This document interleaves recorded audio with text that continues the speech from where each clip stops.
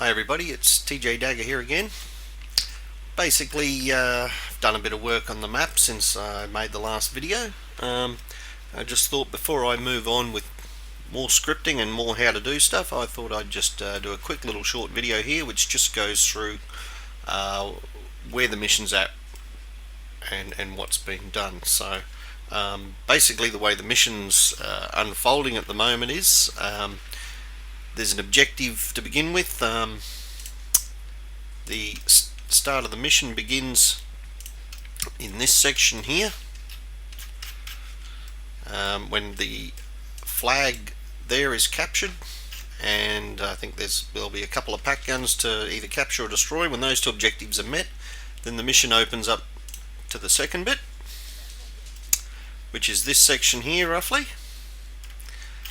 Again, it spawns in a bunch of units, all based on the same scripting as used in the beginning. So there's no new scripting has been done. It's basically I've used a continuation of what's been shown in the past videos. So for example, I've done the second clip that opens up to this second section. I've done a third, and I've also done some map making up the back. So the third and final section that opens up includes the entire map, and I've done a whole bunch of stuff here at the back. So I haven't done anything other than stuff I've already shown in videos. But there's a few tips I might share here with, especially with these sorts of walls and stuff. Basically, they are simply, you can see there, basically it's just the ground's been brought up to height. I've made polygons smaller along that whole section, all the way along that wall there, to try and get that angle nice and tight. What happened there? If you're wondering the method I basically did was I laid out all my wall work first where I wanted it. So I laid out all this wall around like this first, and then these, and sort of got it all how I wanted. While I was doing that, I also paid attention to my polygon grid, made sure I allowed enough room in between because that road there, for example, the way that road's constructed all the way through here is basically, it's a texture on the polygons with some little border stamps. So as you can see, it's just a hard line there where one texture runs into a complete different one, and just borders around to help blend all that together. So you can see that these paths are just simply stamp pieces.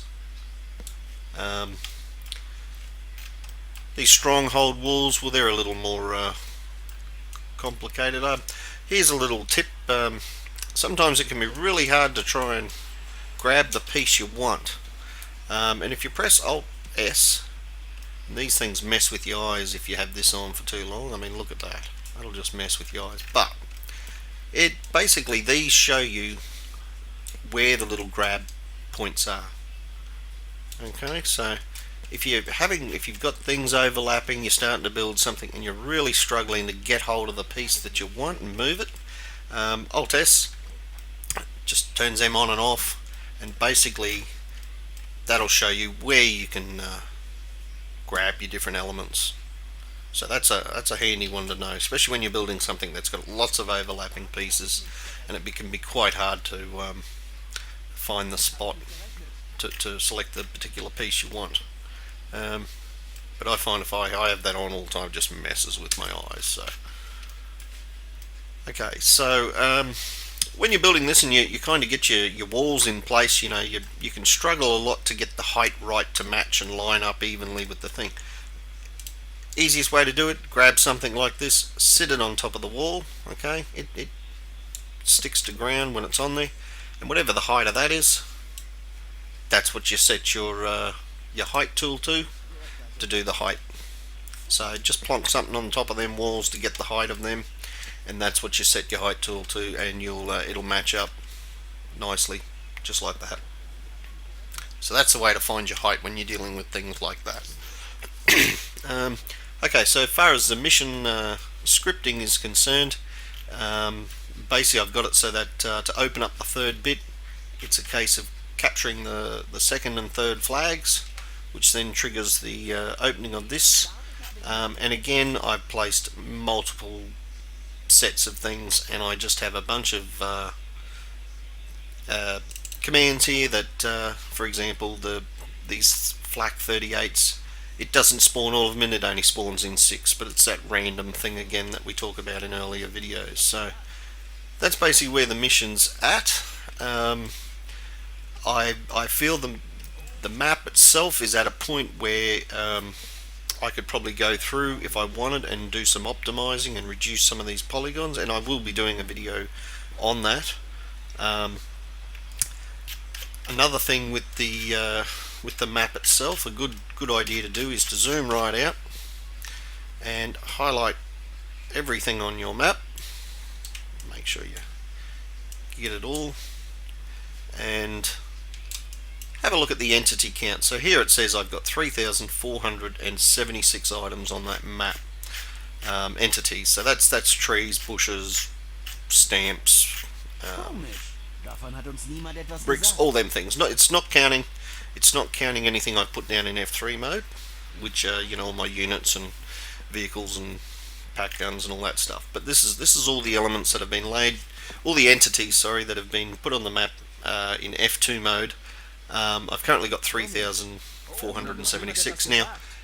That's a pretty light number. I could certainly put double that amount, so I've got lots of room to move, and I find this is the best, for me personally, this is the best way to do a map, is to lay everything out in a pretty minimal sort of fashion. So, rather than get too bogged down in a corner, like start in a corner and just go crazy with the detail, you'll find you'll just end up with too many entities. I think for this size map, probably about 8 to 10,000 would be the maximum you'd want to go. I've read different places where they talk about getting up around 14, 16, 18,000 even. The more stuff you've got on the map, the longer your map takes to load, the more it's affected. Particularly if you're planning on making it co-op, which this is. You get that whole added lag that comes with online play. So if you can keep your entities low, but still sell the idea of whatever you're trying to sell in your mission as far as landscape and details and stuff, if you can keep it to a minimum, it's all gonna benefit how smooth it runs in the end. So I